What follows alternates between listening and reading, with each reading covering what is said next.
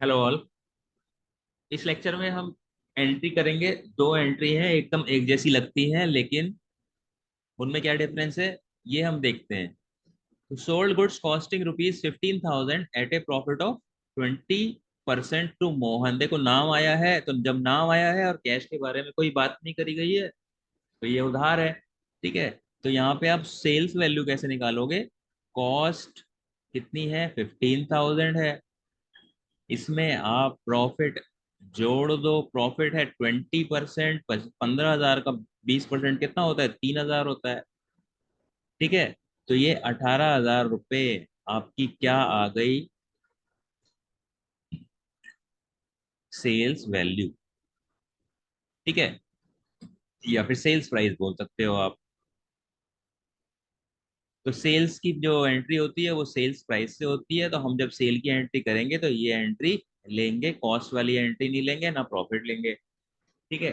और कार्टेज पे किया है 200 रुपए, तो यानी कि कस्टमर ने हमसे 18,000 का सामान खरीदा और हमने ही कार्टेज पे करी। इसका मतलब क्या है कि हमने कस्टमर के घर तक वो सामान पहुंचा दिया और उसमें 200 रुपये लगे और हमने ही दिए। हमने कस्टमर को बोला कुछ सामान खरीदोगे तो आपके घर तक पहुंचा देंगे फ्री में। इसका मतलब ये है, मान लो आपने फ्रिज खरीदा है 18,000 रुपए का और 200 रुपये उस पर कार्टेज है, तो दुकानदार ने बोला है कि ये जो 200 रुपये है ये हम पे कर देंगे, कस्टमर को पे करने की जरूरत नहीं है। ठीक है। तो पहला केस तो ये है। पहले केस में कार्टेज कौन पे करेगा? बिजनेस पे करेगा। ठीक है। लेकिन अगला केस क्या है? Sold goods costing 15,000 at a profit of 20% to Mohan. Same चीज है, paid cartage 200 to be charged to customer.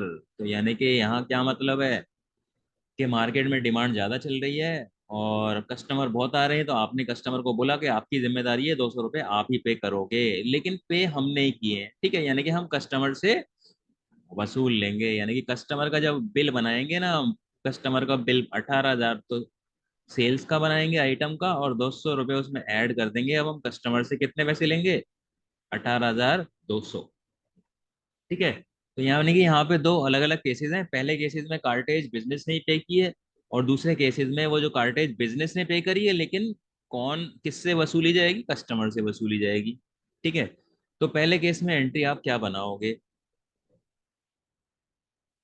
Mohan को आपने बेचा है, तो Mohan debit to sales account. तो मोहन को कितने का आपने सामान बेचा है? 18,000 रुपए का। ठीक है। दूसरा क्या? कार्टेज 200 रुपये पे करिए, लेकिन उससे मोहन का कोई कनेक्शन नहीं है, मोहन का कुछ लेना देना नहीं है, वो तो आपका खर्चा है। ठीक है। तो आपका खर्चा है तो आप क्या लिखोगे? Cartage account debit to cash account 200 रुपये। तो पहले केसेस में दो एंट्रियां ये हो जाएंगी। पहली, उधार है, उधार बेचा है मोहन को 18,000 का सामान, और जो कार्टेज है वो आपने खुद पे किया है, यानी कि बिजनेस ने पे किया है। तो जब बिजनेस पे करेगा तो वो बिजनेस का ही खर्चा है, और बिजनेस की जेब से ही पैसे जाएंगे, तो बिजनेस का खर्चा है, तो मैंने कार्टेज को डेबिट कर दिया। और बिजनेस की जेब से गए तो मैंने कैश को क्रेडिट कर दिया। अब दूसरे केसेस में क्या होगा? दूसरे केसेस में हमने क्या किया? मोहन को डेबिट कर दिया 18,000 से टू सेल्स अकाउंट। 18,000 तो पहली एंट्री तो सेम हो गई। दूसरी, कार्टेज 200 रुपये पे तो करिए आपने, लेकिन मोहन से वसूल हो गए। ठीक है। तो यानी कि आपका खर्चा नहीं है, तो जब आपका खर्चा नहीं है तो आप कार्टेज वर्ड यूज नहीं कर सकते हो। तो आपने पे किए हैं पहली बात तो टू कैश तो लिख ही दोगे आप, 200 रुपये।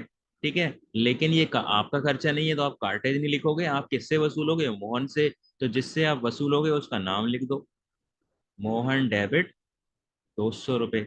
तो ये दूसरी एंट्री इस तरीके से होगी। और अगर देखो, दोनों एंट्री को आप कंबाइंड भी कर सकते हो। तो कंबाइन करोगे तो कैसे बनेगी entry? Mohan debit 18,200 to sales account 18,000 और टू कैश अकाउंट 200 रुपये। ठीक है, तो यहाँ पे ये 18,200 हो गया डेबिट में, और क्रेडिट में भी 18,200 हो गया। ठीक है, अकाउंटिंग की एक कंसेप्ट क्या कहती है कि जितना भी डेबिट होता है उतना क्रेडिट तो होगा ही होगा। तो आपको पता होना चाहिए कौन कौन सी कंसेप्ट होती है वो होती है आपकी डुअल एस्पेक्ट कंसेप्ट। तो इस तरीके से जब भी आप अकाउंटिंग में एंट्रीज करते हो या अकाउंटिंग के कोई भी क्वेश्चंस करते हो, तो आपको थोड़ा ये सोचना चाहिए कि यहाँ पे कौन सी कंसेप्ट अप्लाई हो रही है, यानी कि जो कंसेप्ट होती है अकाउंटिंग की वो अकाउंटिंग का बेस है। तो जितने अच्छे से आप इन कंसेप्ट को रिलेट कर पाओगे अपने क्वेश्चंस में, उतना अच्छे से आपका जो है फंडामेंटल्स आपके स्ट्रांग हो जाएंगे। ठीक है, तो यानी कि सीधी सी बात है, जो खर्चा आप पे कर रहे हो तो उस खर्चे को उस नाम से भी लिखोगे, और कैश जा रहा है तो कैश लिखोगे ही लिखोगे। लेकिन अगर जो पैसा आप दे रहे हो आपका खर्चा नहीं है, किसी और से वसूलोगे, तो जिससे आप वसूलोगे उसका नाम लिख दो, सीधी सी बात है। भाई जब हम सेल करते हैं तो उधार बेचते हैं, उधार बेचते हैं तो किसी और से वसूलेंगे बाद में पैसे, तो जिससे हम वसूलते हैं उसका नाम लिख देते हैं, सीधी सी बात है। और जब भी हम किसी के नाम को डेबिट करते हैं, इसका मतलब क्या है, आपने उसको अपना डेटर बना लिया, ये आपका डेटर है। और आपको पता होना चाहिए डेटर एक एसेट होती है। ठीक है, और एसेट क्या होती है, ऐसी कोई भी चीज जिसको जाके आप मांग सकते हो, यानी कि इस आदमी को आपने उधार सामान बेचा है, कभी भी जाके फोन कर सकते हो इसको कि भाई आपको उधार सामान बेचा था, उसके पैसे पे करो। ठीक है, तो जो भी चीज हम जाके मांग सकते हैं दूसरे से, वो सारी चीजें हमारी एसेट होती हैं। और हमने 18,000 का सामान यहाँ बेचा है, तो हम दूसरे आदमी से 18,000 रुपये मांग सकते हैं। क्यों? क्योंकि वो हमारा डेटर है, और डेटर एक एसेट होती है। तो ये जो दो दो एंट्रीज थी या दो ट्रांजेक्शन थी, देखो ये थोड़ा सा डिफरेंस है इसमें। एक में कार्टेज बिजनेस दे रहा है, और एक में कार्टेज हम बिजनेस दे तो रहा है लेकिन वसूला जाएगा कस्टमर से।